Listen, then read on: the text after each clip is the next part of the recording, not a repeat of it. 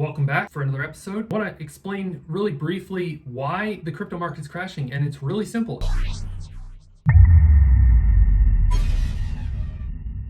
It's not because there's news, or it's not because like the fundamentals of crypto stopped making any sense or something like that. The reason why the crypto market's crashing right now is because the Federal Reserve has decided to tighten the money supply. Now, they're tightening the money supply because of inflation. This is what central banks do. Try to fight inflation by increasing the cost of borrowing money and by getting rid of bonds. They did quantitative easing, now they're doing quantitative tightening. So they're trying to unload assets onto the market in order to soak up that money and get the money out of circulation. Now, the problem here is that the inflation that we're seeing right now is not entirely the Federal Reserve's fault. So early on, and they did print a lot of money. They printed a massive amount of money, especially in 2018 to 2020. They were printing huge amounts of money, and that did actually cause inflation. Printing that much money, you started to see inflation in the high dollar value stuff, like inflation in luxury goods, inflation in mansions and high price items. That's where you started to see and inflation in the stock market. That was money printer inflation. The Federal Reserve is not really that much to blame. The cause of a lot of this inflation is just flat out shortages. So if you have a food processing plant and that food processing plant burns down and you can't make any food anymore, the price of food's going to go up. The central bank decides to step on the brake and slow down the money supply, then that's not really solving the problem.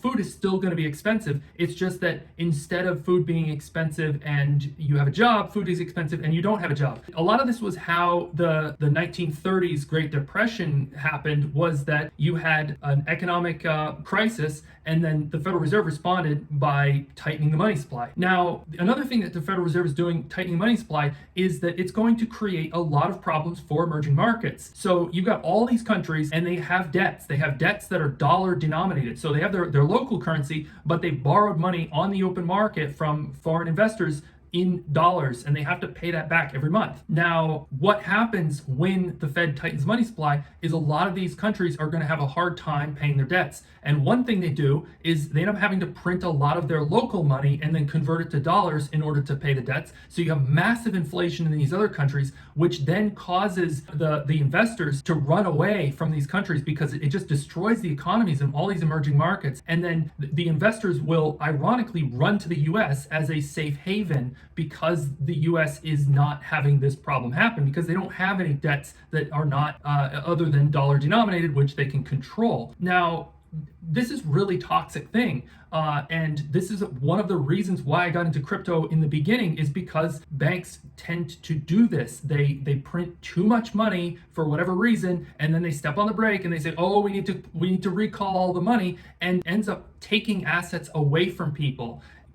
That's why crypto and particularly stuff like Bitcoin is an ethical play. It's not about, getting rich quick. It's about putting your money into something that isn't associated with this corrosive and damaging system. And I mean, there's a lot of people who say, we should go back to the gold standard. I mean, I think that one way or another, we need to end central banking, because central banking is what gets us into these troubles. They always have some reason or another why they need to print and billions and trillions of dollars, and then the next day after they've printed all that money, they wake up with a headache and they say, we need to call all that money back in. And that's where you get your 2008s, that's where you get your 1930s Great Depression. You get rid of central banking and you will no longer have these kinds of things. So why is crypto in particular getting affected? Well, the reason is because the people that own crypto are going to be forced to sell that crypto in order to cover their debt. And it doesn't mean that everybody who owns crypto has debts. Obviously a lot of the people that own it are very explicit about getting out of debt.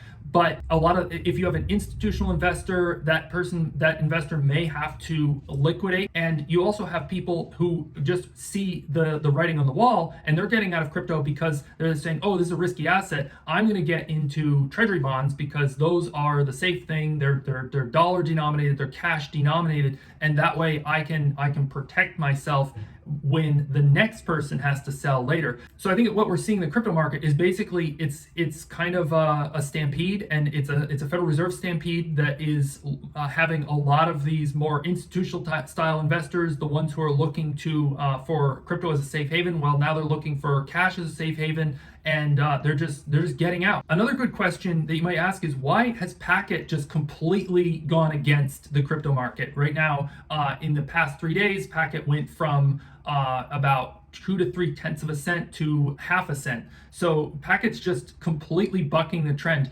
And I think the reason why Packet is just refusing to go along with the crypto market is because it's basically already hit bottom. It did its cycle.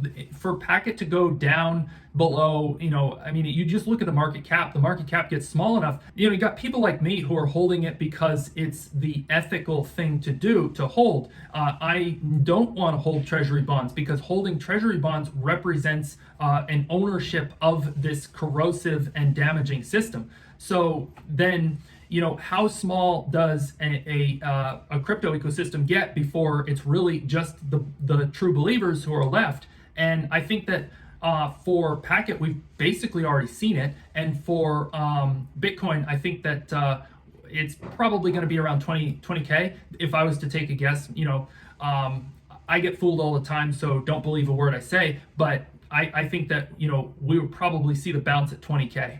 So the things that I think are going to be in a lot of trouble are going to be the kind of silly coins, the meme tokens, the projects that don't have like a community of people who are ready to believe in them when they're down. You've got projects that have never really seen a bottom. I mean, you take like Bitcoin or something, and the Bitcoiners have seen bottom so many times that it's just like, oh well, it's another day in the office. It's a good time to buy. Whereas, all of the Shiba Moon, blah, blah, blah, blah, blah. And these projects, I have, I would be, if I wanted to get into them, now I would want to get out of them. But like I said, I don't buy cryptocurrency because it's something I think I'm going to make money on. I buy cryptocurrency because it's the ethical thing to do. So I don't own Shiba Moon, blah, blah, blah tokens. The other effect that I foresee happening in the next couple of months of the Federal Reserve tightening of the money supply is going to be major drop in the stock market. There's going to be a lot of blood in the streets with a lot of these companies that haven't really had to make a profit for a long time. We know that some of these exciting tech stocks that they're it doesn't look good. In addition to that, I think is real estate. Real estate has been just too hot. It's way too high right now. People are not buying homes. The home purchases have just dropped off, and something's got to give. You got BlackRock buying up houses, but that has to stop as well. They don't have access to infinite debt either. I think we're going to see a major drop in the housing market. Houses will be priced well below their value for some period of time. It is unclear at this point whether it will be less bad or worse than 2008.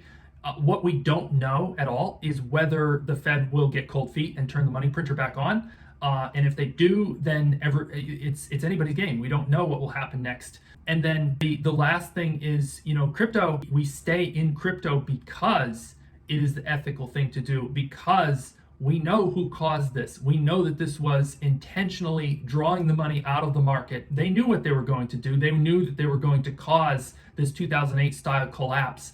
And they went with it because that's what their mandate is to do. And that's not how a free country and a free market, free economy should function.